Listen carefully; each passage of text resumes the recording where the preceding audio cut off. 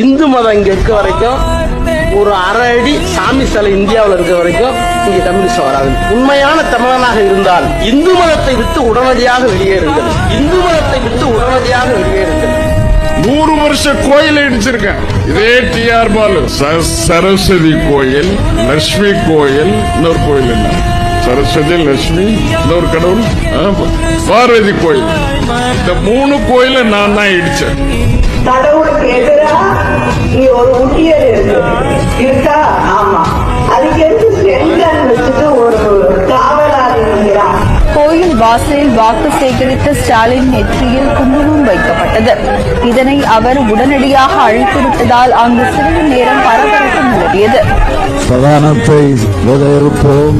அவர் இருந்ததாகவோ, அவர் engineering படித்ததாகவோ, அவர் fridge கட்டியதாகவோ சரித்திரம் இல்லை. புரோகிதர் சில மந்திரங்களை எல்லாம் எடுத்து சொல்லுவார். ஆனால் அதனுடைய உள்ளார்த்தத்தை கொஞ்சம் நினைச்சு பார்த்தீங்கன்னா அவ்வளவு கேவலமான வகையிலே அந்த மந்திரங்கள் இருக்கும். கொசு, டெங்கு காய்ச்சல், மலேரியா, கொரோனா இதையெல்லாம் நம்ம எதிர்க்க கூடாது, ஒழித்து கட்ட வேண்டும். அப்படிதான் இந்த சனாதனம்.